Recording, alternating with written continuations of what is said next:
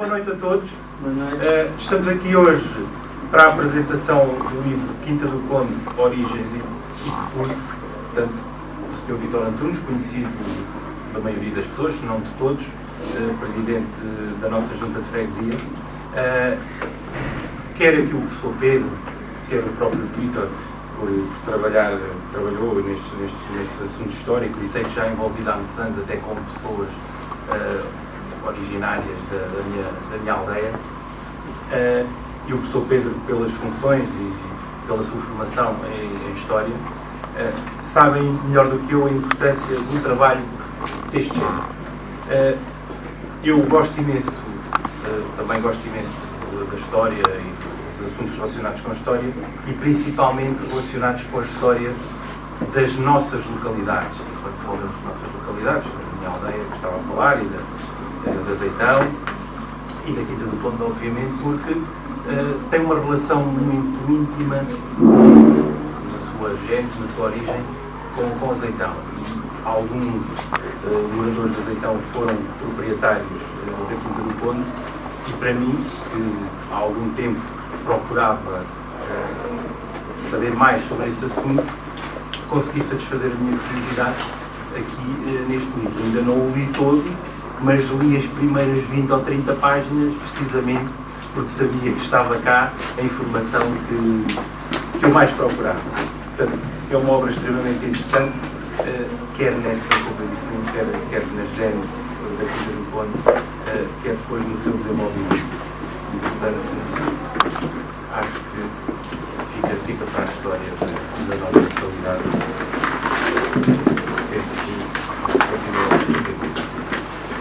Ora bem, cumpre-me a mim apresentar um bocadinho mais o livro, desenvolver um bocadinho aquilo que é o seu conteúdo e simultaneamente também dialogarmos um pouco convosco e também aqui com o nosso autor sobre como é que foram feitas as investigações, porque nós temos aqui também uma parte, uma componente histórica e de pesquisa histórica feita, conforme hoje tivemos de tarde a ocasião de saber, na própria Torre do Tombo, ainda para mais no sítio original, naquela galeria do lado direito da Assembleia da República, ainda estava aí a Torre do Tombo, que é o local onde todos os documentos da nossa realeza, os documentos antigos deste país estavam guardados.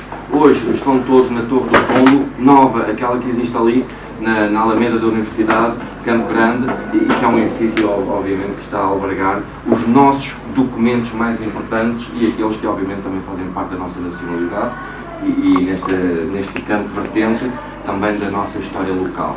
Eu gostaria que, pelo menos tal como estávamos aqui a dizer, gostaria de vos apresentar um bocadinho esta publicação para que, ao ouvir aquilo que eu vou dizer, vocês também tivessem interesse não só em adquiri-la, mas ao mesmo tempo em tê-la dentro daquilo que é a vossa estante, os vossos livros, para que a divulguem. Isto também é fundamental. Hoje de tarde tivemos a ocasião de falar com os nossos alunos que estão a constituir aqui o seu percurso, vão estar aqui bastantes anos. Ou seja, esta localidade para eles vai ser uma referência no seu crescimento, na sua vida adulta. E um dia mais tarde vão dizer, eu vivi na Quinta do Conde. Caso tenham de sair, como é óbvio, não é? Também se estão a criar as infraestruturas para cá ficarem, que é bom. Mas vocês, na generalidade, vieram de fora. Estão aqui por alguns motivos e que também o nosso autor fala, porque é que muita gente veio passar a viver na Quinta do Conde. E o vosso caso é exemplar, sobretudo na parte central deste livro, uma vez que vieram para cá morar e muitos, se calhar desde o início, ainda são do tempo em que havia um gerador que de vez em quando cortava a eletricidade porque tinha de mesmo de ser assim. O que é interessante, observando aqui esta publicação, é nós notarmos, efetivamente, que as pessoas têm também de conhecer um pouco aquilo que é a história da Quinta do Conde. E reparem, é uma história que vem do século XIII. Isto é importante, não sei se sabiam, século XIII. E é nisto que eu gostaria de ver aqui uma parte interessante, em relação ao afuramento, portanto, o aluguer das terras para exploração que foi feita a uma família. Álvaro Gonçalves de Ataíde, não o primeiro conde da Torria, mas sim o irmão do terceiro, que estabeleceu aqui um afuramento. Alugou, então, estas terras. E reparem bem o valor da renda. Estamos na época medieval, já um bocadinho mais adiante, século XVI, não é? Portanto, ainda estamos dentro da parte final daquilo que nós chamamos de medievalismo, mas já estamos a avançar para a época dos descobrimentos, para a época moderna. Mas reparem bem o valor desta renda. 12 mil reis, 2 cabritos e 2 capões. Não sei se sabem o que são os capões, alguns sabem, não é? Mas é evidente, galos raros grandes, excepcionalmente grandes, não é? Por isso é que as pessoas não também a diferença em relação àquilo que era exigido como pagamento da renda. É evidente que nós temos aqui também a ver algo relacionado com aquilo que são as próprias tradições medievais do arrendamento, do empresamento, da forma como as pessoas depois exploravam o seu proveito e pagavam ao legítimo dono aquilo que tinham obrigatoriamente de pagar. Também temos aqui a vertente relacionada com José Maria da Fonseca. E é interessante também a forma como se foi pesquisar, como se foi aqui a registrar um documento importante, e não só, há outro documento mais adiante que fala um bocadinho sobre todos os aspectos relacionados com a contabilidade. Bem, isto é interessante, porque me revela também que esta terra, e também a ligação que ela tinha com Azeitão, do qual está muito mais próximo do que de Sesimbra, não é? Daí também haver esta situação. Porque é que Quinta do Conde está diretamente ligada a Sesimbra, fica tão longe e não está ali a Azeitão, com quem tem o caminho, com quem partilha se calhar mais raízes históricas. Mas pronto, é divisões que as comarcas passaram a ter a partir de certa altura. Página 27 tem algo interessantíssimo. Sabem, os mais antigos, ou algum conhecimento, que aqui nesta várzea, em frente ao modelo, se cultivou o arroz. Só que o arroz também vem acompanhado de algo que são os mosquitos, uma vez que aqueles são terrenos que obviamente têm de ter água. E as populações tiveram de fazer queixa, não é? Que isto não era assim tão fácil quanto isso. Eles tinham sempre aquela problemática da malária e tudo aquilo que naquela ocasião podia ser foco de doença, de peste, e que ainda estava dentro da memória das pessoas, e elas fizeram queixa, não fazia sentido aquilo estar ali. É interessante toda esta orgânica ligada à pesquisa e à descoberta histórica daquilo que se calhar muitos de vocês, sobretudo os mais jovens, não sabem nem conheciam sobre a Quinta do Conde. Isto existe, isto está registado, e a pesquisa feita também demonstra até que ponto é que houve um bocadinho de rigor neste sentido, não é? Uma vez que nós estamos na profissão de historiador, nós estamos aqui na profissão de, em rigor, fazer o que é que aconteceu, dizer, escrever o que é que aconteceu, em rigor, em todo este processo do século XIII até o século XIX, mas o que nós temos aqui, de facto, são componentes essenciais que não se esgotam. Ainda vai haver mais trabalho se for necessário, não é? Mas o livro pioneiro já aqui está feito. A partir deste momento há que desenvolver, há que aprofundar, porque a base está estabelecida, não é? E aqui nós temos de dar a honra e o louvor a quem se dedicou de corpo e alma em relação a isso. E depois vamos avançar, não é? A partir sobretudo daquilo que vai ser a ligação que os anos 60 têm com uma personagem, António Xavier de Lima, e a maneira como tudo isto se vai desenvolver na forma, não é, do parcelamento, enfim, daquilo que eram as antigas auges, não é, da gênese urbana ilegal, não é, é o que isso significa, e a forma como se teve de ter um trabalho de labor, um trabalho de desenvolvimento para que ficasse tudo legal. Mas não só, é aqui que ainda o Conde começa então a modificar, com as ruas alcateladas, com os passeios, com as infraestruturas. É o processo, é o processo, é o processo. Não está esgotado. Não, mas isso antes da rua alcatelada vai poder esticar. Está, sim senhora. Está aqui documentado, não é? Está aqui documentado, e depois também toda a vertente que diz respeito, não é, aos equipamentos, ao aspecto lúdico, com tudo aquilo que diz respeito à vida social coletiva, às coletividades, às escolas. A escola da Quinta do Conde onde nós estamos também é interessante na forma como toda ela foi constituída, como ela se desenvolveu juntamente com a outra, a Giacometti, e como isto, porque também não está esgotado, não é? Em relação à questão escolar. Eu vou terminar tendo atenção também uma parte interessante, que é uma cronologia histórica entre os acontecimentos mais importantes aqui da Quinta do Conde. Abril de 1230, foi aqui que se começou por vender uma propriedade ao Mosteiro de São Vicente. Conhecem a história também, não é? Mas isso também aqui o nosso presidente vai falar um bocadinho sobre isso. Que foi a primeira propriedade vendida ao Mosteiro de São Vicente que se supõe fazer parte da atual Quinta do Conde. 1230. E o processo avança. 1244, 1273, portanto, notícias mais específicas sobre aquilo que é hoje o local da Quinta do Conde. E vamos avançando, não é? Sobretudo os anos 70 são muito mais importantes, 70, 80. E tudo isto vai, dentro desta cronologia mais específica, até quase tão recente como, deixem-me dizer, 10 de junho de 2012. É o último grande acontecimento que nós temos aqui registrado, que portanto também o livro teve de ir para... Já aconteceu mais, não é? Mas depois disto também o livro teve de ir para o PREL, teve de ter a sua publicação, que está aqui hoje junto a nós. Por isso, uma salva de palmas também para o seu autor.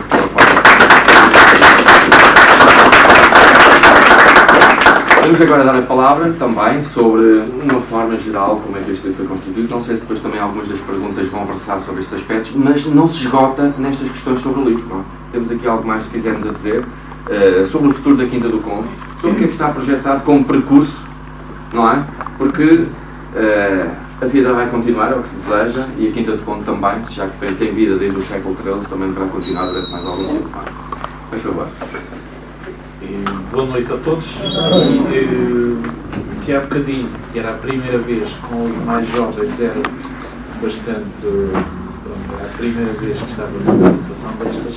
Agora, não obstante ser a segunda, creio que ainda é mais complicado que há bocado. Em todo o caso, queria agradecer as palavras dos professores que estão aqui comigo na mesa, agradecer também o convite para estar aqui e tentar ir ao encontro daquilo que possa ser a vossa curiosidade e, sobretudo, disponibilizar-me para, dentro daquilo que são os meus conhecimentos, dentro da sua modéstia, partilhá-los convosco. No fundo, foi isso que, através da edição deste livro, e dizer que esta compilação de elementos, esta folha de documentos, já começou há bastante tempo e partiu em função da necessidade que tive a certa altura, quando aparecia à frente do arranjo folclórico da Associação para o Desenvolvimento aqui no Conde, mas na sua fase inicial, na sua concepção, digamos assim, nós tínhamos que fazer recolhas para conceber a coreografia das danças, os próprios trajes, e depois, quando estávamos a preparar para fazer as primeiras apresentações, ou já numa fase seguinte, surge-nos a questão: bom, vocês são da Quinta do Conde, mas Quinta do Conde, que Conde? Qual é o Conde? E aí a primeira dúvida e o desafio. E vamos à procura de qual é o Conde e dizer que estou muito bem acompanhado, porque uma boa parte dos elementos que nos foram proporcionados vieram de Azeitão. Aliás, Azeitão foi a terceira freguesia, São Lourenço de Azeitão foi a terceira freguesia do concelho de Sesimbra. E quando nós dizemos, e quando o professor pergunta, mas porquê é que a Quinta do Conde não está ligada a Azeitão? Porque Azeitão se foi embora. Azeitão é que se afastou do concelho de Sesimbra. Primeiro porque criou o seu próprio concelho. E depois porque, quando perdeu essa autonomia, foi integrado no concelho de Setúbal e não regressou ao concelho de Sesimbra. Mas Azeitão tem, de facto, também um filão indiscutável e tem uma imagem de elementos históricos bastante interessantes. E nós aparecemos depois ligados também em função do próprio José Maria da Fonseca, ou do pai dele, que resolveu adquirir a Quinta do Conde. É esta pública. O país vivia uma situação eventualmente parecida com a atual, em que se comprava, as pessoas que tinham algum poder económico compravam mesmo sem dinheiro, aqui no caso era com títulos do Tesouro, e compravam a preços relativamente baixos. Também basta bom recordar que estávamos no final tinham acabado de terminar as guerras liberais, aquela confusão entre os defensores da Carta dos constitucionalistas e os absolutistas, e antes tinham havido as invasões francesas, com tudo que isso de bom e mau tinha proporcionado. E já agora, a propósito, não sei se está aqui, creio que não está, mas a nota de que se esta parte da Quinta do Conde foi adquirida pelo pai de José Maria da Fonseca para o filho, que aqui se estava a instalar com a sua apetência e a sua propensão para o fabrico de vinhos, esse pai de José Maria da Fonseca, o José Maria da Fonseca, tinha constituído fortuna através de um negócio da venda de géneros alimentares ao exército português. Portanto, o José António da Fonseca. Mas isto, estamos a falar da Quinta do Conde propriamente dita, mas a freguesia da Quinta do Conde aborda também, incorpora também o Casal do Sapo, que é outra das grandes propriedades. O Casal do Sapo, que incluía Fontainhas, que incluía o atual Pinhal do General, tudo isso. E a pessoa que comprou nessa altura o Casal do Sapo, mas que incluía propriedades desde o Casal do Marco até ao limite das Fontainhas. A pessoa que comprou isso também foi um fornecedor de géneros alimentares às tropas, não às portuguesas, mas às inglesas. Parece-me que era uma pessoa, era um cidadão de origem inglês, de origem judaica, Abraham Willows, que comprou aquele conjunto todo de propriedades para incluir no dote de casamento da filha. Portanto, estamos a ver mais ou menos em que momento é que nos estamos a situar. Mas voltando aqui ao livro e àquilo e à responsabilidade que aqui tenho, e queria mais uma vez agradecer o convite para estar aqui, para partilhar convosco. Já agora também dizer que a responsabilidade pelo conteúdo escrito que aqui está é minha. As despesas com a gráfica, o pagamento da edição é da Junta de Freguesia. Foi uma deliberação da Junta, devidamente suportada, e o Executivo achou que valia a pena editar isto. E é verdade que as tentativas anteriores, em 1998, tinha sido proposta à Câmara a edição de uma obra desta natureza, e nessa altura o vereador que tutelava a cultura achou ótima a ideia, de facto não havia nada para apoiar as escolas, enfim, e achou ótima a ideia. Pediu um parecer favorável da Junta de Freguesia. E se recordam, estamos a falar aqui com pessoas, e aqueles que já cá moravam em 1998, recordam certamente que em 1997 houve eleições, era a CDU que detinha o poder e a seguir ganhou o Partido Socialista com maioria absoluta. Estamos a falar num período em que, desde o Presidente da Junta ao Presidente da República, tínhamos todo o poder socialista.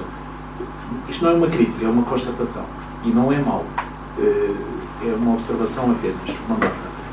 E o vereador achou bem que a Junta de Freguesia emitiu um parecer absolutamente favorável, mas depois não se conseguiu editar porque, entretanto, houve por aqui algumas pessoas que conseguiram bloquear o processo. Mais tarde, já em 2007 ou 2008, a proposta voltou a ser feita à Câmara e ficou um técnico da Câmara de avaliar o processo. Há pouco tempo disse que é melhor parar, não vale a pena perder tempo com isto, que eu também, é verdade, não tinha perdido tempo nenhum ainda com isso, mas era o momento de parar. E, entretanto, apontarmos nós, em termos de Junta de Freguesia, para a edição do livro. Portanto, que fique claro que o pagamento à gráfica foi suportado pelos quinta-condenses, através da Junta de Freguesia. O conteúdo é, digamos, trabalho meu, oferta minha à comunidade. E a deliberação e a disponibilidade para colocar isto é porque acho que era egoísmo manter um conjunto de elementos apenas da minha posse, quando afinal havia tanta gente, sobretudo na área académica, desde o primeiro ciclo até à universidade, a pedir elementos sobre a Quinta do Conde e nós estávamos constantemente a tirar fotocópias, mas o que é que você quer? Cadê esta matéria? É daquela, é da outra? Estar ali a selecionar, perdíamos tempo e perdíamos também dinheiro em fotocópias. Assim, tem aqui, se quiser, consulte e não precisa quase pedir favor. Em termos de... também nós estamos aqui a vender o livro propriamente dito, tendo ele sido concebido pela Junta de Freguesia, concebido, aliás, editado pela Junta de Freguesia, pago. A opção que se tomou para esta primeira fase de 1000 livros foi de oferecer aos interessados. E a verdade é que neste momento, portanto, sem... está assim, foi uma deliberação da Junta, uma segunda edição poderá ser de outra forma, e não seria mal que houvesse um valor de capa e cada um dos interessados pagasse esse valor, mas a decisão que foi tomada foi no sentido de o disponibilizar. Alguém que sinta interesse, aqui temos de ser também um bocadinho realistas, ir lá buscar só para pôr lá e aquilo não tem interesse nenhum, só para dizer que tem, acho que não vale a pena. O mais adequado é que, para mim, porque tenho interesse, para o meu filho, para não sei o quê, tenho interesse, então vou à Junta, requisito e levanto ao livro, portanto, a custo zero. Eram estas, em linhas gerais, as notas que vos queria deixar, sendo que há bocadinho, se calhar justificava-se ter falado menos, porque o conjunto de meninos estavam já industriados com perguntas para me colocar, e travou-se aqui um debate muito interessante, tenho por ser franco, e foi uma coisa enriquecedora para mim. Fiquei, de facto, foi surpreendente para mim. Há coisas que me acontecem e que são únicas. Por exemplo, no domingo passado, qualquer coisa, admito que cada um de vós, as moças tenham outras apetências, que alguns daqueles que são mais ligados ao desporto, para mim seria o prazer máximo almoçar ou qualquer coisa com o Cristiano Ronaldo, por exemplo, a nível do futebol, e mesmo para as meninas. Eu fiquei satisfeitíssimo em almoçar no sábado passado com 2 capitães de Abril, 2 dos protagonistas da nossa história, aqueles que tiveram ali, que tiveram influência decisiva. Estou a falar do Durão Clemente e do comandante Manuel Cónia. São pessoas que agora têm 70 anos, que eventualmente até estarão disponíveis para outras ocasiões, tendo eles estado ligados ao 25 de Abril, que eles desejam é que não sejam chamados por ocasião do 25 de Abril. Nessa altura eles não conseguem responder a todas as solicitações, mas é um registro que ficava aqui também para a escola por uma oportunidade dessa. Eu senti-me, digamos, muito bem e senti-me, sei lá, se calhar nem merecedor de uma tal distinção. A edição deste livro aparece também com o reconhecimento que, não obstante há 14 anos ter feito a proposta à Câmara Municipal, neste período não houve ainda nada com estas características de monografia que eu pudesse substituir. E, portanto, repito, era egoísmo da minha parte manter os elementos que tinha, que alguns deles vieram para aqui, sem os partilhar com os meus concidadãos. Eram estas, em geral, as notas que queria deixar, até porque admito que venha a haver aqui contradição. Há bocadinho, quando estávamos a falar enfim, do estado das ruas e o raio, eu recordo uma coisa que disse há pouco, aqui também aos mais jovens, que foi, recordo-me, na década de 70, vir cá o Presidente da Câmara, Isquelin, e Isquelin tem aqui 2 percursos. Agora posso falar desta matéria porque alguns de vós, aqueles que partilharam experiência e devem com certeza ter a intuição suficiente para perceber isto. Isquelin teve uma primeira fase em que foi empenhado, dedicado à Quinta do Conde, teve uma segunda fase em que não se retirou no momento certo e perdeu, e a imagem dele saiu degradada e nunca será, dificilmente será reconhecido o papel pioneiro que ele teve naquela fase inicial. E a verdade é que teve, isso provavelmente não estará aqui, creio que não descrevi esse pormenor aqui no livro, não fiz, mas o empenhamento, a participação dele naquelas reuniões que sucederam à eleição dele no primeiro mandato para Presidente da Câmara, 12 de dezembro de 1976, ele próprio participava nas reuniões do Comissariado dos Clandestinos. Ele estava empenhadíssimo. Agora, aquilo que ele participava lá e dizia, sim senhora, a Quinta do Conde vai ter que ter um plano. E depois chegava cá a Quinta do Conde e os moradores perguntavam, então o que é que vai ser? Vai ser feito um plano. Na semana seguinte voltava lá. E um plano não se faz numa semana nem num mês. E na semana seguinte, quando regressava, perguntava, então e o que é? Vamos fazer o plano. Mas isso foi a semana passada. Então, ao final, não há nada de novo. As coisas eram assim. E a certa altura, digamos que, a partir ali do terceiro mandato, ele já estava esgotado aqui para a Quinta do Conde. Mas nessa primeira fase, honra-lhe seja feita, e eu estou à vontade para o fazer, porque até nem fui um grande adepto dele. E quem me conhece e sabe que, sendo eu funcionário da Câmara Municipal, eu digo que não fui adepto dele, enquanto filosofia partidária, sim. Estou identificado, não devo escondê-lo. Ou se calhar divergimos agora, mas se calhar não fui eu que mudei. Mas enquanto método de trabalho, não fui propriamente um adepto. Agora, tenho muito respeito pelo trabalho que ele fez. E sendo eu funcionário da Câmara, também tenho que dizer outra coisa. Quando fui para a Câmara, não o conhecia, só o tinha visto na televisão. Há 26 meses de trabalhar na Câmara é que tive o primeiro contacto com ele. Portanto, estou à vontade para fazer, e depois, no final, também, tive divergências profundas com ele, mas estou à vontade para dizer que a Quinta do Conde lhe deve, a ele e a outra pessoa que também saiu daqui com uma imagem assim um bocadinho desgastada, mas que foi importante, foi o arquiteto Bernardino Ramalhete. São pessoas a quem nós não prestamos o devido mérito. Não prestamos, porque eles próprios também estiveram tempo demais, não souberam chegar ao patamar da incompetência, não souberam perceber que já estavam no patamar da incompetência, como o Piper diz. Já se tinha esgotado. Já estava mesmo já tinha ultrapassado. Mas há bocadinho, quando me lembrei do Presidente, é porque aqui relativamente perto, num estabelecimento comercial, num café, o Sr. Lopes, a certa altura, o próprio Sr. Lopes se levantou e disse, Sr. Presidente, dê-nos água e luz e nós nunca mais lhe pedimos mais nada. Água e luz naquela altura, na década de 70, era o fundamental. Mas as infraestruturas de uma cidade, que é aquilo que auspiciamos aqui no Conde seja, não se esgotam na água e na luz. E aqui no Conde há luz, barra, eletricidade. Ok, compreendo. E hoje percebemos que necessitamos de muito mais. Há bocadinho para os mais jovens e que sentem, nós sentimos como pais, como avós, enfim, agora os mais jovens sentem com certeza a inquietação de não ter aqui ensino secundário suficiente para nós. Portanto, é uma reivindicação que temos, uma ambição legítima e que devemos concretizar, e também eu disse há pouco que, enquanto Presidente da Junta de Freguesia, tomei a iniciativa de apresentar uma proposta que há de ser discutida, não sei se este mês, se no mês que vem, no plenário da Assembleia da República. Portanto, esta questão da educação secundária na Quinta do Conde vai ser discutida, pode ser pouco tempo, pode não levar a lado nenhum, podem todos os partidos, no momento da intervenção, dizer sim senhora, nós concordamos, é necessário, mas depois não passarem à ação. Nenhum deles apresentar documento nenhum que consubstancie essa opção. Mas a verdade é que só o facto de ser lá discutido já é qualquer coisa que marca, enfim, que revela a importância daquilo do Conde. Mas, bom, o importante é que se estabeleça, do meu ponto de vista, para este tipo de reunião agora, estabeleça aquilo que se estabeleceu há bocadinho, que foi perguntas, respostas, um debate vivo, que não se deixem dormir também.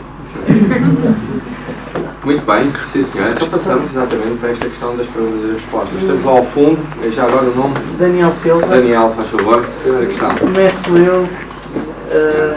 A minha questão, lá está, ainda não li o livro, nem conheço o livro, mas a minha questão é: o que é que a Quinta do Conde ainda precisa para se transformar numa cidade? Não sei se é pertinente, hein? Calma. As questões são sempre pertinentes nesta base. Eu posso não conseguir responder satisfatoriamente, porque isso não se deve às minhas limitações, mas claro. O que precisa para se tornar uma cidade? Bom, vamos lá ver. Esse estatuto está descrito em decreto-lei ou em lei, creio que é mesmo lei, as condições necessárias para atingir esse estatuto. Em 1993, nas eleições autárquicas que ocorreram, duas ou três forças políticas candidatas às autarquias apresentavam a intenção de propor a elevação da Quinta do Conde à categoria de vila. Portanto, passou de ser freguesia, de aldeia, de povoação, à categoria de vila. O passo seguinte, naturalmente, será a cidade.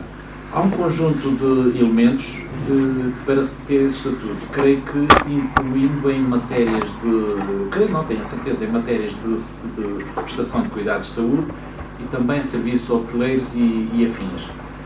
Não sei se nesta altura a Quinta do Conde já reúne esses quesitos, mas devo referir também que houve, a certa altura, uma vila do nosso país sobre a qual havia um projeto de lei para elevar à categoria de cidade e o presidente da Câmara dessa vila recusou, preferia ser a vila mais importante do país a ser uma cidade mediana ou fraca. É um estatuto que acrescenta alguma responsabilidade e que garante que há ali um conjunto de serviços mínimos, mas creio que não será esse. Nós primeiro vamos preocupar, do meu ponto de vista, e quando estou a falar, estou sempre a dizer aquilo que eu penso, acho que nos deveríamos preocupar nesta altura, sobretudo com estas questões. Ensino secundário. Há pouco também falei de um quartel digno para a GNR, de um lar de idosos da rede solidária ou pública, porque também, como eu disse aos meninos, disse-lhes que não tivessem eles a opção de os netos os colocarem naquilo que os netos deles, e estávamos a falar, portanto estamos a pensar a longo prazo, a opção de os colocar nos atuais lares, e peço desculpa se está aqui algum proprietário de algum dos lares da Quinta do Conde, que não reúnem aquelas condições que nós próprios desejávamos para nós. E estou a falar completamente à vontade, porque a minha mãe e o meu pai morreram comigo, isto é, em lar, mas à minha responsabilidade. Não obstante eu ser um dos 8 filhos vivos à época do meu pai e 6 da minha mãe, mas em lar, mas confesso que não é aquilo que eu desejo para o fim dos meus dias. Este tipo de lar, apesar de serem os melhores que tínhamos cá. Portanto, precisamos de equipamentos desse tipo. de lar. Precisamos, já disse, a escola secundária, o quartel da higiene e mais alguns equipamentos. E aí sim, quando nós já tivermos isso, já temos tudo. Já temos tudo, todas as condições. E depois ainda, falei também há pouco, Dados populacionais também contam. Eu não sei exatamente qual é o número, mas há um Não, elemento. dados populacionais estamos completamente à vontade. Temos algumas cidades portuguesas que têm menos habitantes que algumas aldeias. Portanto, por questões são elevadas e depois também não se retiram. Mas o importante é que eles estão registados na subvertam junta. as questões, que é o primeiro que eu há pouco referi e que agora não estava a referir, não tinha referido ainda, é um equipamento de cariz cultural. Nós precisamos de uma biblioteca, como deve ser, de um espaço onde nos possamos encontrar informação cultural. Isso precisamos. O centro de saúde também como deve ser. Já temos. Não tem. Não, desculpa, mas não tem. Eu acho inadmissível, a Junta de Freguesia não tem, peço desculpa, a Junta de Freguesia não tem culpa nenhuma, e o Presidente tem muito menos, mas eu acho que é inadmissível. Eu, por exemplo, agora não, mas eu estou aqui a morar há 5 anos, não me recenseei logo aqui, por vários motivos, esse foi um deles, agora já cá estou recenseada, e eu saí um dia de casa com 42 de febre, não é culpa sua, nem da Junta, nem nenhum organismo daqui, é mesmo do Centro de Saúde, não é? Estou a ser julgado. Eu fui ali ao Centro de Saúde pedir, eu não estou aqui, pertenço ao Monte Caparica, eu fui onde sempre vivi, mas com 42 de febre, sem carro, não é? Aí sozinha, de transportes, o que é que podia me acontecer pelo caminho? Eu não estava minimamente capaz. E não houve nenhum médico, nem sequer o diretor do Centro de Saúde, que se me dignasse sequer ao escutar, porque eu estava com uma tosse horrível, fumo e não sei o quê, e acho que não são condições, que não se faz a ninguém, porque imaginamos que eu estava aqui de férias. Tinha a obrigação de atender e de me ver, não é? Isto não se faz assim. A mim e outra pessoa qualquer. Mas aí registra-se. Mas eu fiz. Eu escrevi, pedi o livro de reclamações, foi para o Ministério da Saúde e recebi a carta a dizer que o médico não era obrigado. Se calhar legalmente não era, mas quer dizer, está bem, mas há aquele mínimo de bom senso. Eu, se for de férias para um sítio qualquer, se me sentir mal, sou atendida em qualquer lado. Não é? E eu estou aqui porquê? Porque não. Só porque não estou cá registrada, não percebe. Bom, muito bem, só que os documentos, não é? Estava aqui primeiro inscrito. Queria fazer uma pergunta, não era? Sim, mas depois é a segunda. Onde é que o Vítor foi recolher informação histórica como fez este livro? Quanto tempo fez essa pesquisa? Há vários anos. E terceiro, eu gostava de adquirir este livro, já vi que não estava bem, porque tinha uma biblioteca razoável, gostava de ter.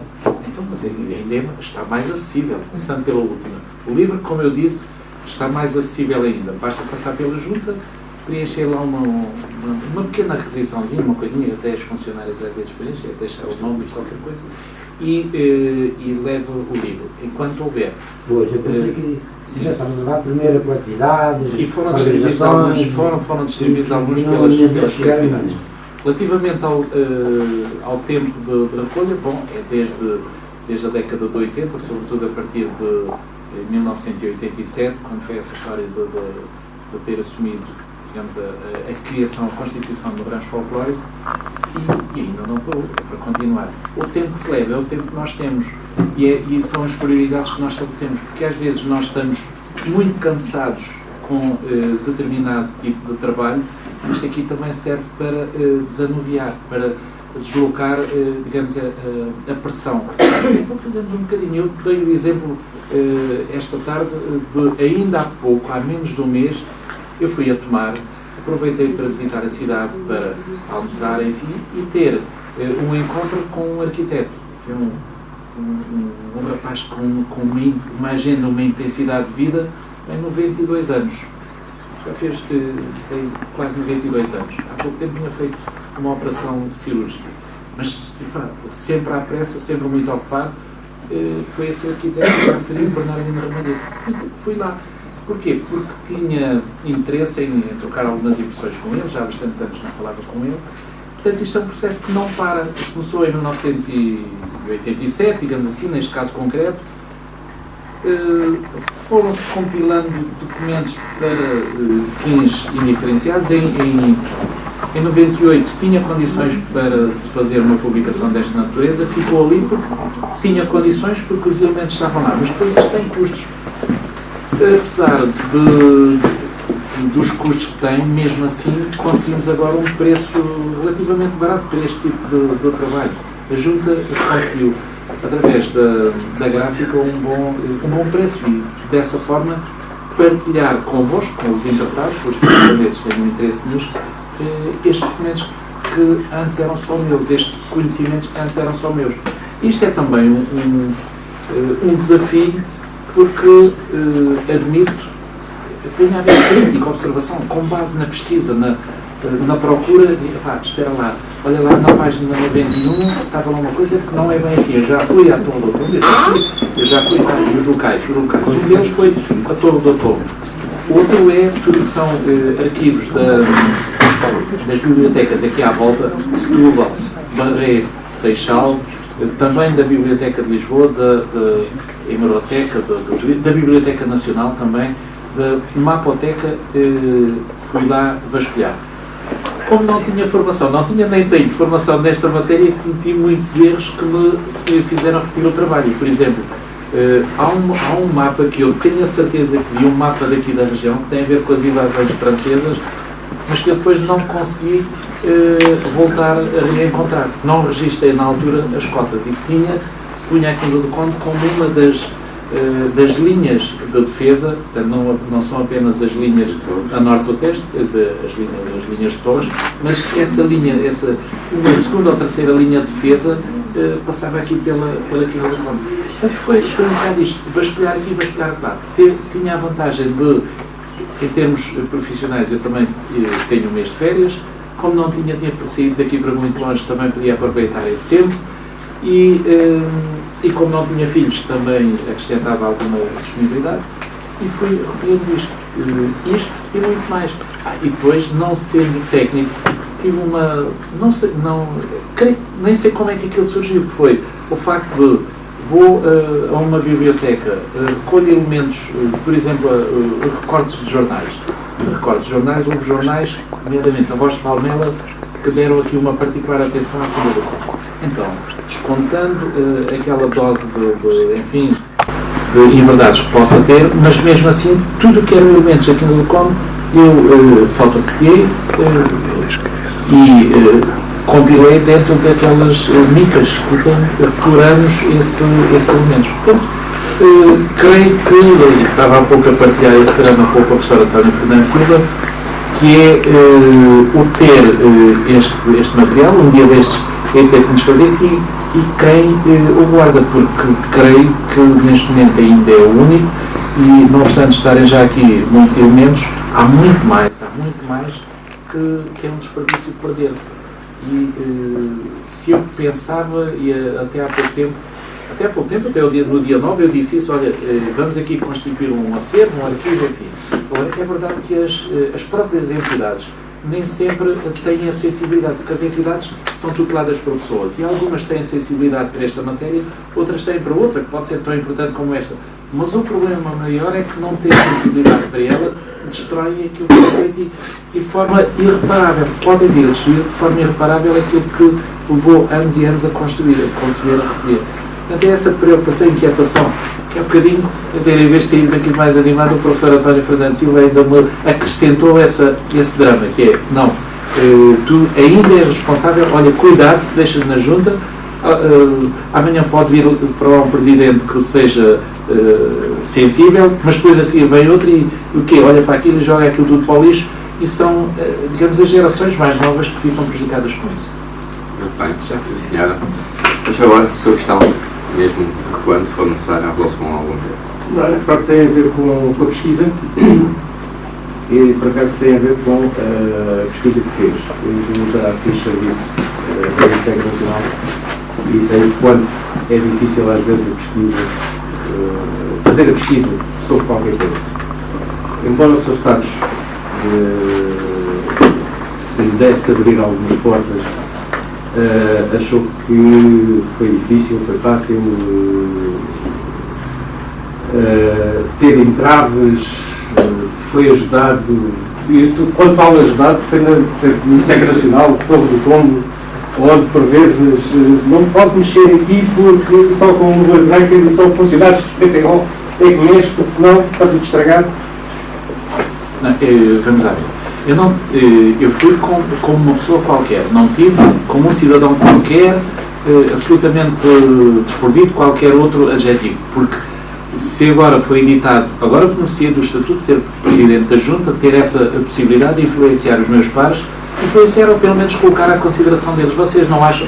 E aí tive essa faculdade, a possibilidade de financeiramente decidir e podermos editar. Agora, na fase anterior, não tive qualquer benefício. Se eu queria uma fotocópia, naturalmente tinha que pagar do meu bolso. Na Torre do Tombo, quando um documento ainda não estava, agora já não me recordo da designação que se dá a isso, mas quando ainda era preciso fotofilmar, microfilmar, é isso, microfilmar, se ainda não estava, eu tinha que pagar a microfilmagem, sendo que ficava com uma cópia para mim. Agora, eu só precisava era de uma fotocópia, não precisava do filme, para nada. Tenho lá 1 ou 2 filmes, desnecessariamente, mas tinha que pagar, mas era o preço para ter aquele documento. Nunca tive entradas, agora, há documentos que são inacessíveis, e quando esses, nada feito. Eram inacessíveis para o cidadão vulgar, eram inacessíveis para mim. Insensível para mim. Agora, eu só precisava era de uma fotocópia, não precisava do filme, para nada. Tenho lá 1 ou 2 filmes, desnecessariamente, mas tinha que pagar, mas era o preço para ter aquele documento. Nunca tive entradas, agora, há documentos que são inacessíveis, e quanto a esses, nada feito. Eram inacessíveis para o cidadão vulgar, eram inacessíveis para mim. E não tenho também, nunca senti, pelo contrário, às vezes havia uma preocupação dos funcionários, mas espera lá, é isto mesmo. E outra coisa, quando eu partia, eu não ia à toa, já levava algumas pistas. Levava nomes de livros que eu queria consultar, e depois uns disputavam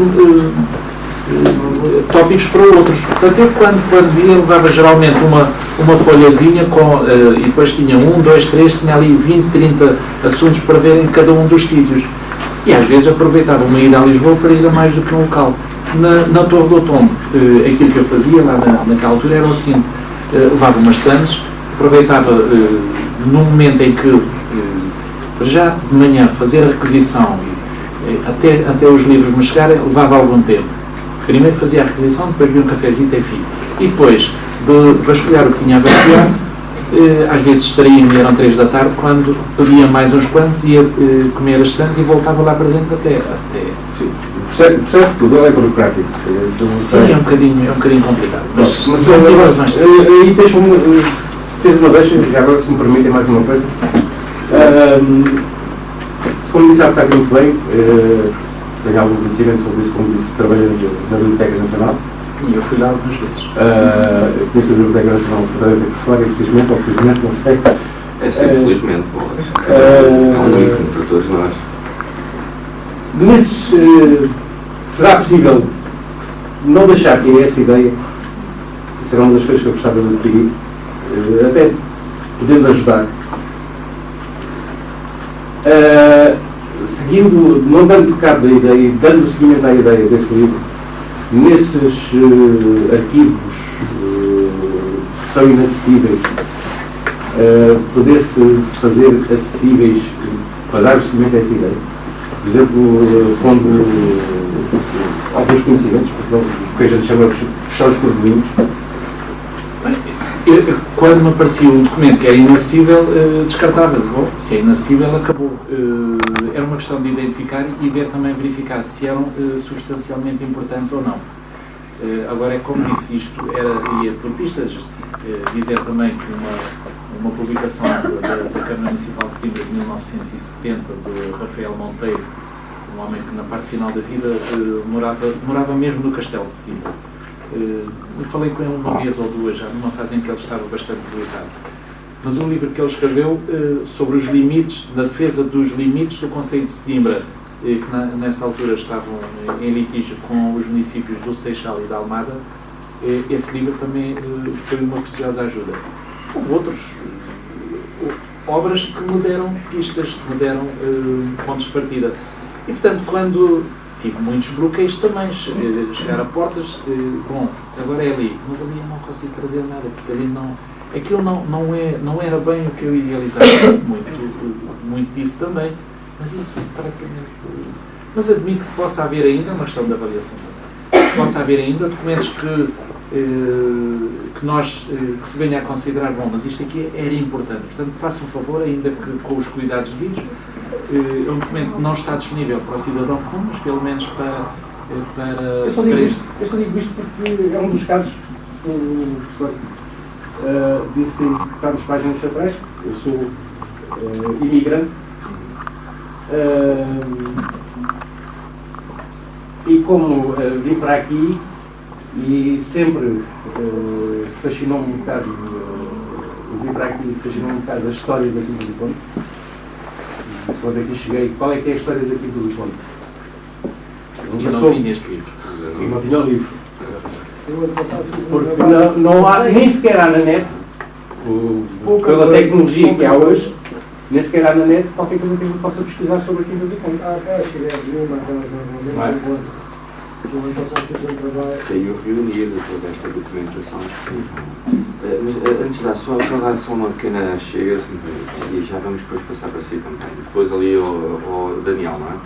Só mais esta questão.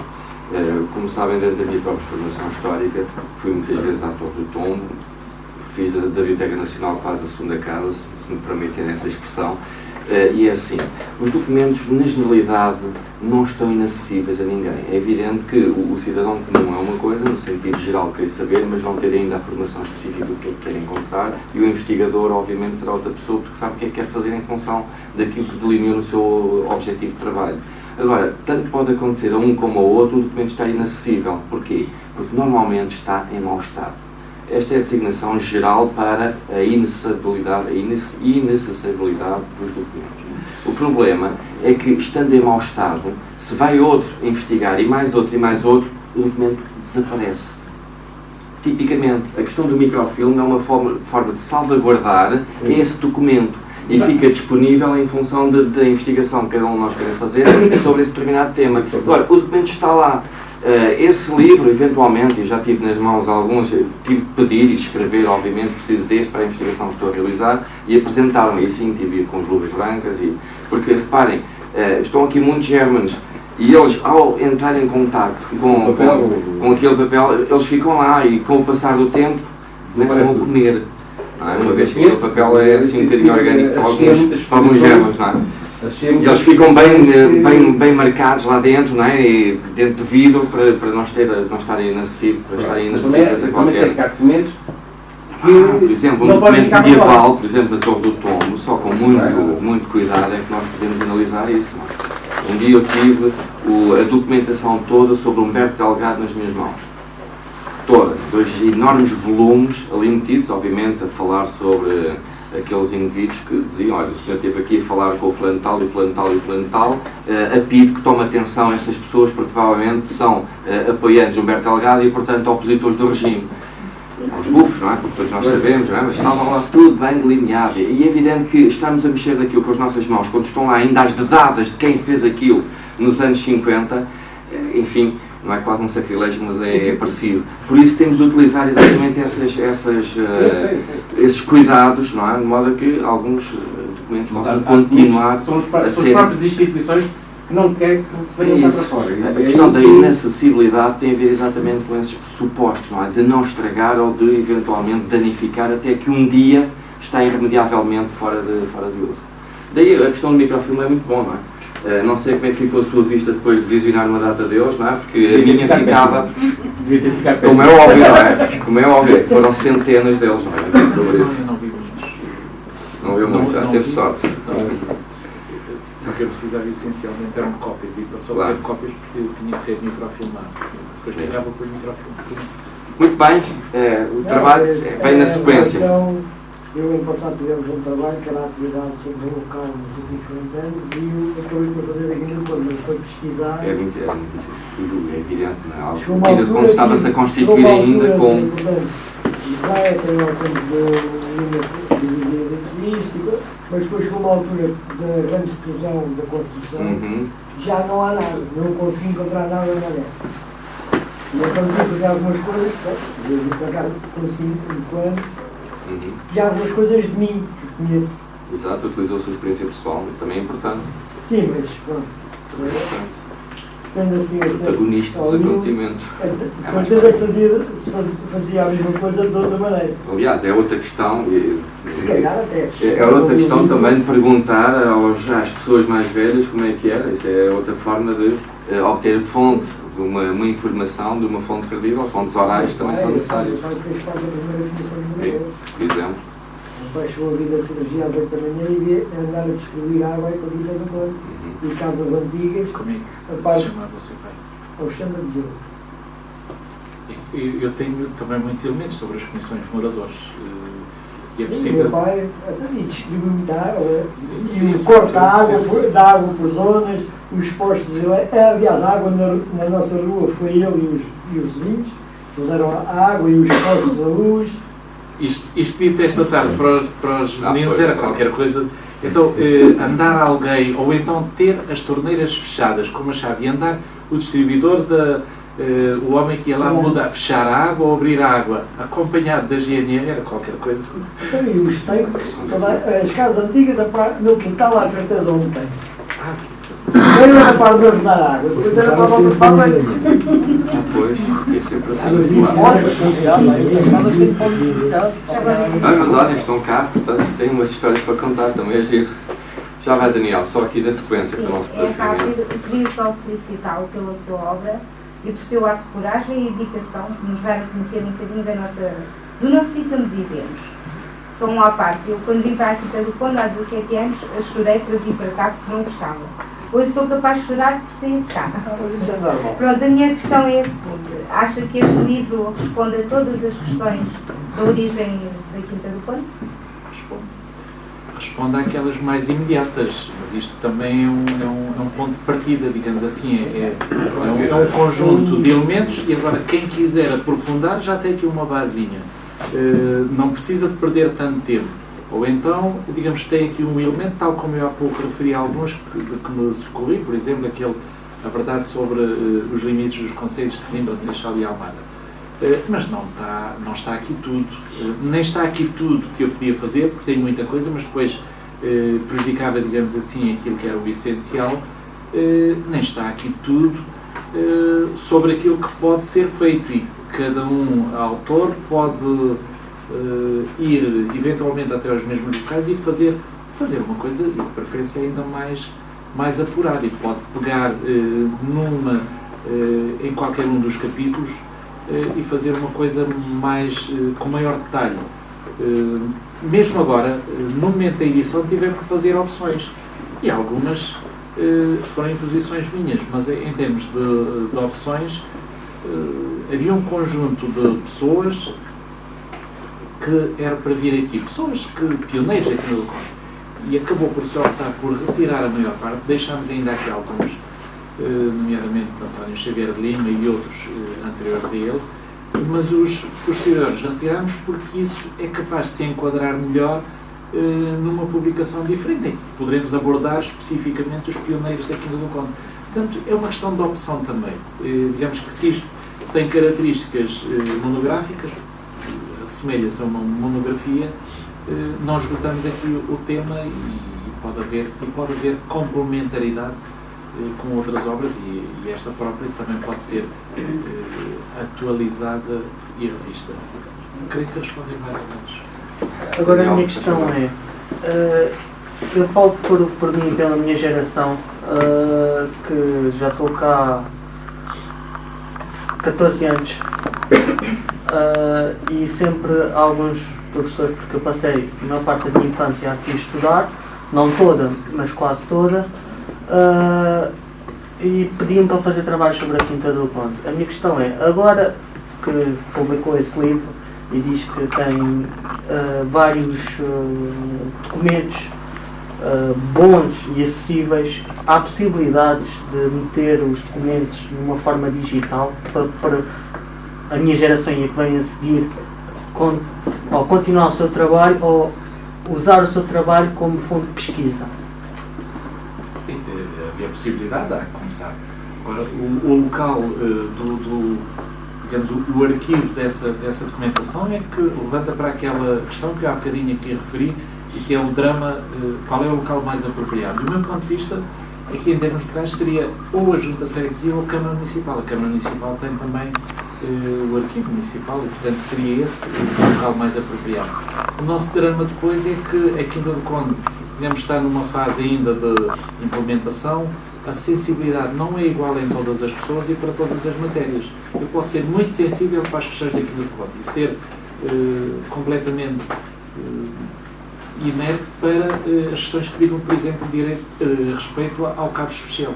E o cabo especial pode ser, para algumas pessoas é de certeza, muito mais importante que toda a Quinta do Conde. Portanto, tem um bocadinho a ver com isto, com a sensibilidade que as pessoas têm para a matéria e concretamente aqui para esta da Quinta do Conde. Então, E o drama que se nos coloca é, bom, há bocadinho estava a partilhar exatamente isto, que é, sei que neste momento ainda há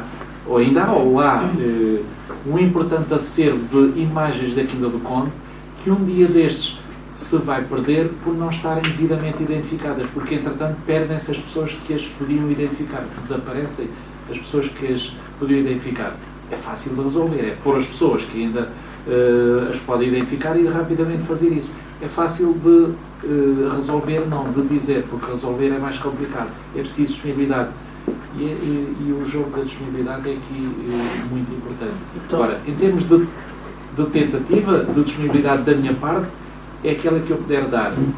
Aquilo que fazia até agora era pedia-me, sei lá, o que é que há sobre isto? Bem, tenho lá algumas coisas que eu posso imprimir, mas o que é que era em concreto? É isto? Então eu imprimo e dou-lhe aqui umas cópias. Agora, para a maior parte dos casos, tem aqui a resposta. Daquilo que é, digamos, o que eu encontrei. Está aqui a resposta, para a maior parte dos casos. Quando falamos em ter ainda muita documentação, posso, por exemplo, no capítulo da urbanização, esta história que já aqui foi abordada, a intervenção das comissões de moradores, esse papel, só isso dava um livro igual a este ou maior. E, portanto, é esse detalhe, é para esse detalhe que nós podemos ainda ajudar. Bom, falamos das comissões de moradores, então vamos falar das associações. Bom, das associações não são muitas, então falamos 2 ou 3, ou só daquelas que têm esta característica. Falamos só daquelas que promovem o desporto e o recreio. Deixamos as de cultura ou as da solidariedade social para outro local. Portanto, é uma questão de opção e acabamento. Agora, sendo que há já um conjunto de elementos que nos ajudam, mas não se esgota aqui, como eu já disse, não se esgota aqui. E a minha disponibilidade é total. Agora, é preciso tempo e temos vindo a investir também nisso, aproveitando até os estágios de alunos desta escola, para fazer alguma compilação, alguma digitalização de documentos. Eu sou sensível a isso e presinto que é importante fazer esse registro. E, portanto, tenho essa... mas não sou o único. E a gente venham primeiro que diga, eu sozinho faz isto ou faz aquilo. Aqui, neste caso, tenho que reconhecer, e não é por estar na presença, mas é verdade, que estando com o António Fernandes Silva, tem sido uma pessoa com muita sensibilidade para esta matéria, para a preservação, e aqui na escola e na comunidade tem também tudo isso. Se houvesse mais António Fernandes Silva e a minha preocupação, aquele drama que ela há bocadinho me transmitiu, não teria razão de ser. Mas naquilo que eu puder, estou cá para fazer. Já agora um pequeno pormenor que eu acho que é muito importante e que acho que o trabalho do Vítor nisto é marcante. A história costuma falar de reis, costuma falar de gente importante. Nós hoje lembramos de como é que foi a conquista da América, como é que foi a conquista da África, como é que foi a conquista da Austrália, o que é que são os verdadeiros pioneiros. O que é verdade é que também usamos aqui a palavra pioneiros para a Quinta de Conde. Porque a Quinta de Conde foi construída pelas pessoas que vieram para cá morar. Foi um projeto das pessoas que aqui se instalaram. É verdade que houve alguém que ganhou alguma coisa com isto, com a urbanização, mas ela apenas dispôs o espaço. E as pessoas construíram este espaço em que se vive. Houve aqui uma dedicação pessoal. É verdade que foi um trabalho também algo incómodo, de certa maneira, quer a Câmara de Sesimbra, quer algumas entidades públicas andaram um pouco atrás do reboque daquilo que as pessoas aqui faziam. Não houve propriamente um projeto, houve mais uma reação àquilo que as pessoas faziam. quando o Vítor passa toda a história desta gente, que no fundo são 40, 50 anos recentes que aqui estão, dando o valor histórico, dando-lhe a continuidade histórica. Isto aqui é apenas um pinhal. Não temos cá ninguém. Agora, temos aqui uma história construída por estas pessoas. Epá, infelizmente o Vítor teve possibilidade, teve oportunidade, epá, e teve a vontade de passar isto tudo para um livro que é um verdadeiro disputador, daqui para a frente, penso eu, de mais uma série de coisas que vão surgir sobre a Quinta de Conde, mais uma série de livros, mais uma série de... eventualmente até com alguma polémica, que isso é importante. Mas o que é verdade é que já não temos uma folha em branco da Quinta de Conde. Temos um livro que tem conteúdo, que está organizado, que é um verdadeiro ponto de referência para partir para descobrir novas coisas.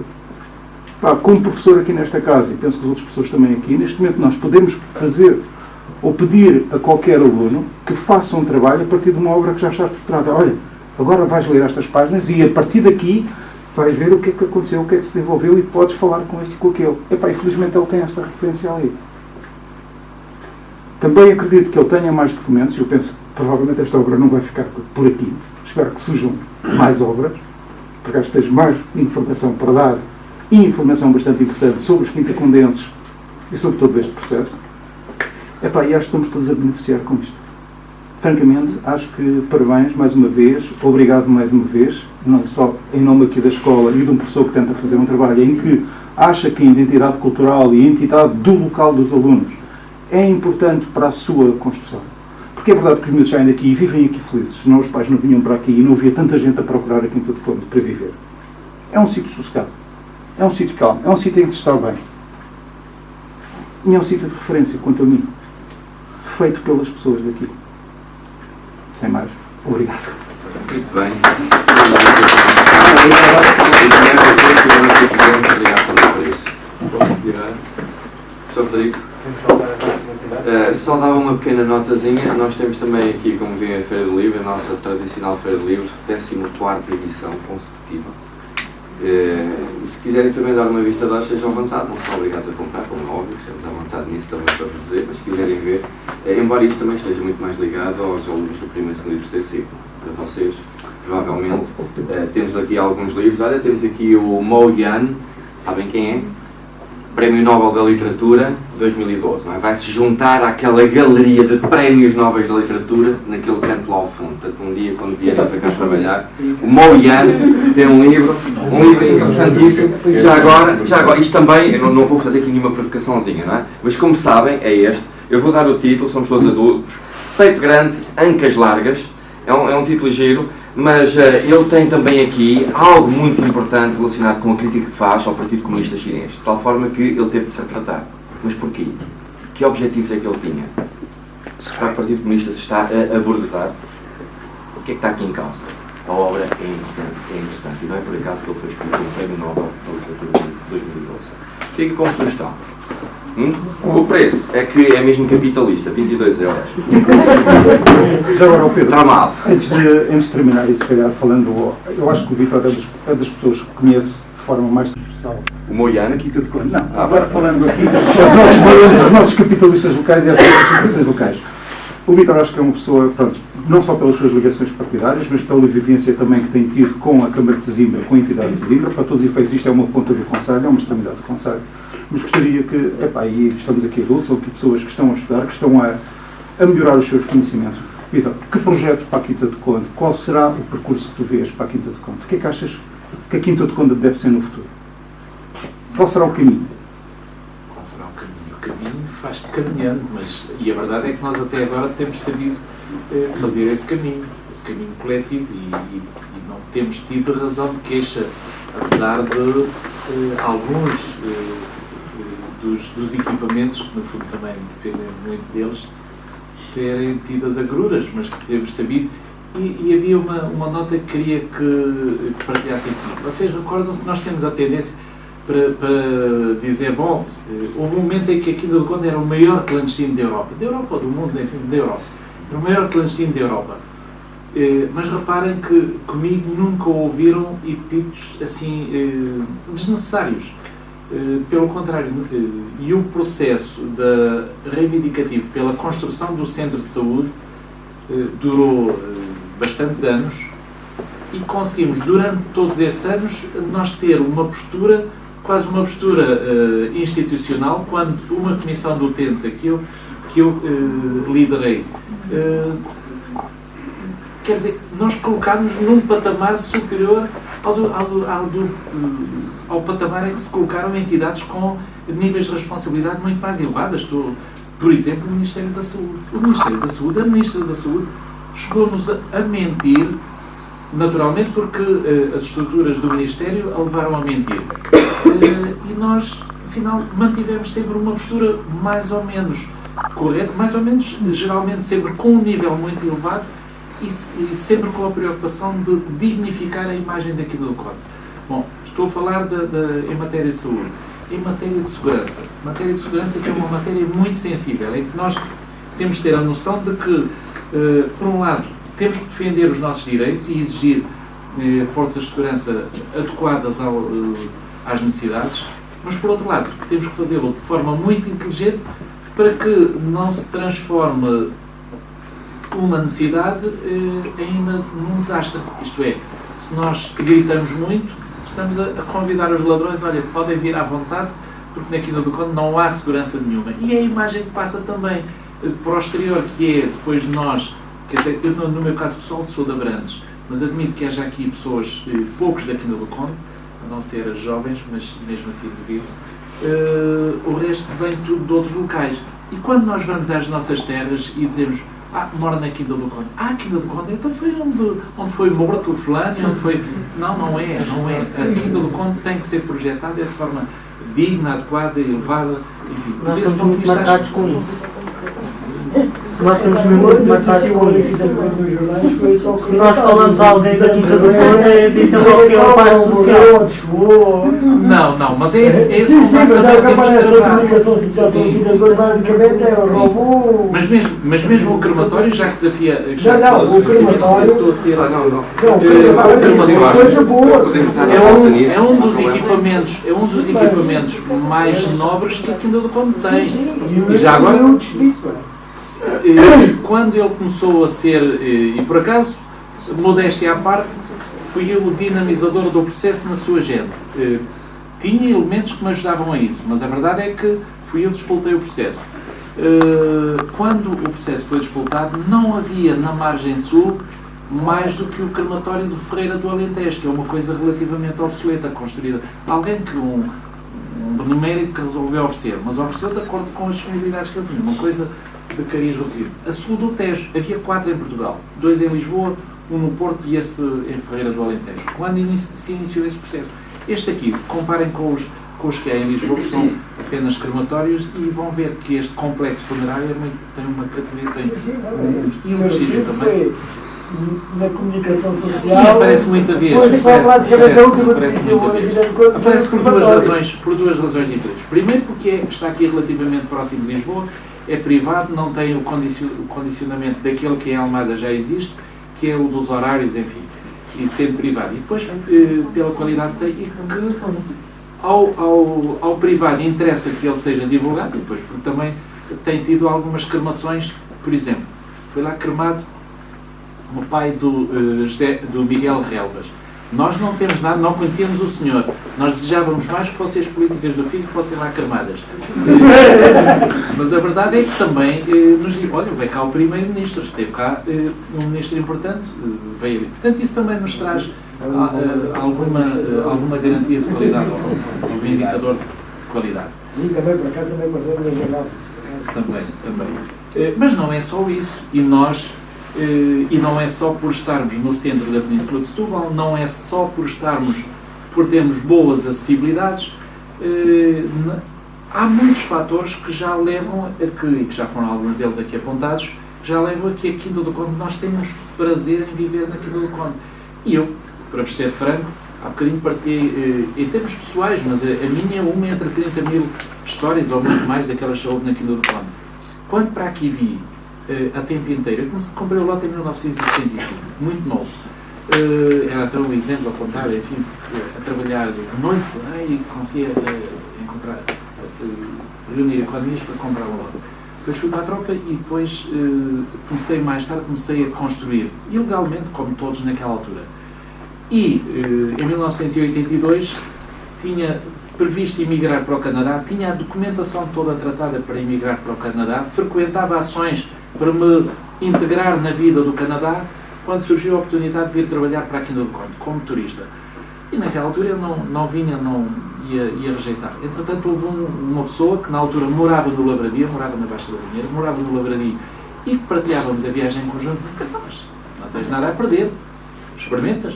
Eu experimentei e a verdade é que me senti naquela altura, quando nós não imaginávamos para atravessar a avenida principal que algum dia teria que se esperar, porque era um carro só que passava, toda a hora. Não tínhamos esses problemas. Mas eu entusiasmei-me com aquilo, sobretudo pela proximidade com as pessoas. E começava a ser... Não sei se as pessoas identificavam se era o carro da Câmara, se era o Vítor Antunes, mas só o facto de assinar já era importante para mim. E éramos poucas pessoas que nós conhecíamos. Era um rapaz novo, acho que posso... E na Câmara, naquela altura, estávamos um conjunto de rapazes novos. É claro que tínhamos uma espécie de catálogo das raparigas novas que havia daqui no Conde. Era engraçado, mas é verdade. Era uma brincadeira que nós fazíamos. Quando aparecia o mês de agosto era terrível, porque apareciam raparigas que não estavam nos nossos catálogos. Permitam-me esta parte e esta brincadeira, mas naquela altura, aqui no Conde era assim, tinha ainda poucos habitantes. Em 1982, aqui no Conde teria 3 mil habitantes. Eleitores, quando a freguesia foi constituída tinha 3 mil, em 1985 tinha 3 mil eleitores, agora este mês já passou dos 20 mil. Portanto, quantos concelhos no nosso país têm 20 mil eleitores? Portanto, estamos a falar de eleitores, significa que habitantes serão 30 mil. Muitos concelhos do nosso país têm muito menos habitantes. Portanto, aqui no Conde deu um salto quantitativo, mas também qualitativo. Houve elementos, falaram do crematório, estava à espera que falassem do Parque da Vila. Houve elementos distintivos da nossa aparece na aplicação social. O crematório foi uma das coisas. Mas é esta. E eu estava a apontar o exemplo e a dizer que não temos necessidade de epulgar de forma negativa as nossas necessidades. Temos é que as fazer com algum rigor e com alguma seriedade e no momento próprio. Já vos citei o exemplo da escola secundária. É lá na Assembleia da República, é com os responsáveis. Eu tive a comandar uma delegação de 10 pessoas na Comissão Parlamentar de Saúde, estavam lá cerca de 3 dezenas de deputados a ouvir as nossas preocupações. Tiveram que nos ouvir, tiveram que fazer um relatório, tiveram que agora levar o assunto ao plenário, que há de ser a qualquer dia, quando for, espero ser avisado atempadamente para avisar os diretores dos agrupamentos que me acompanharam nessa comissão parlamentar e ao ir agora, suponho eu, pelo menos estão disponíveis para isso, acompanhar das galerias, a partir das galerias, a discussão, aquilo que lá se travar no plenário. É decisivo, pode não ser, mas é importante e influencia. Quer queremos, quer não influencia. Não foi aqui que disse, mas dizer que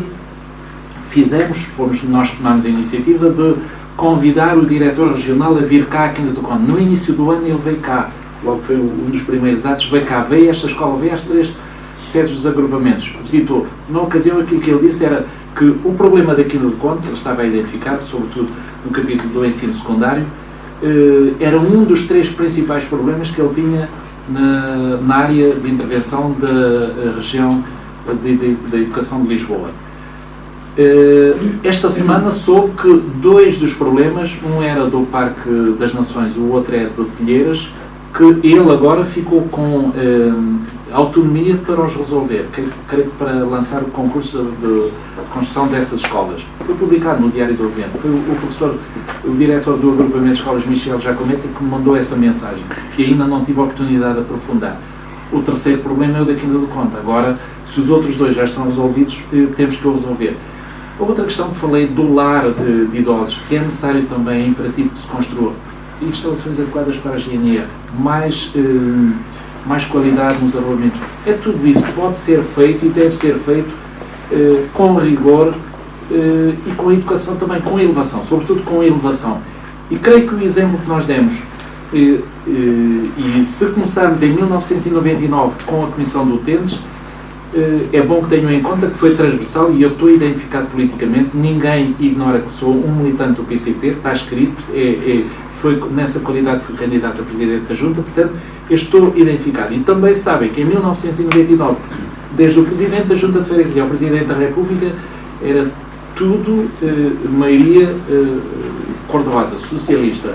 E não foi isso que nos inibiu de fazer nós com uma opção política diferente. E também não foi, honra lhes seja feita, isso que inibiu, por exemplo, o meu amigo Amadeu Penin, Presidente da Câmara, eleito pelo Partido Socialista, de propor a atribuição de uma medalha de mérito municipal ao Vítor Antunes, sabendo, porque sempre se assumiu como tal, um militante e dirigente local do outro partido. Não foi isso. Porque, digamos que as nossas divergências partidárias não devem prejudicar, e entre pessoas inteligentes isso não tem acontecido, felizmente, não devem prejudicar o bem comum. E temos bastantes exemplos de que as coisas podem ser construídas com elevação, os resultados podem ser atingidos sem necessidade de políticas e atitudes baixas. Portanto, era um bocadinho essa defesa que eu queria que estamos perante adultos e isto deve ser dito também. E o exemplo do Centro de Saúde acho que é um exemplo digno de ser apontado. Eu não queria roubar-vos mais tempo. Às tantas nós já estamos, em vez de estar a falar do livro, estamos a falar de outras condições de cidadania, do exercício. Mas aproveitamos sempre a sua presença, então é importante conhecer e saber, não é? Então, damos por encerrado mais uma vez.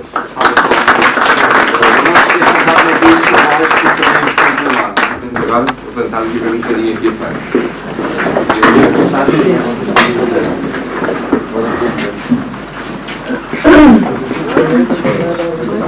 Não sei, porque os chuveiros já estavam aqui na praia. Já me trouxe as maquiadas.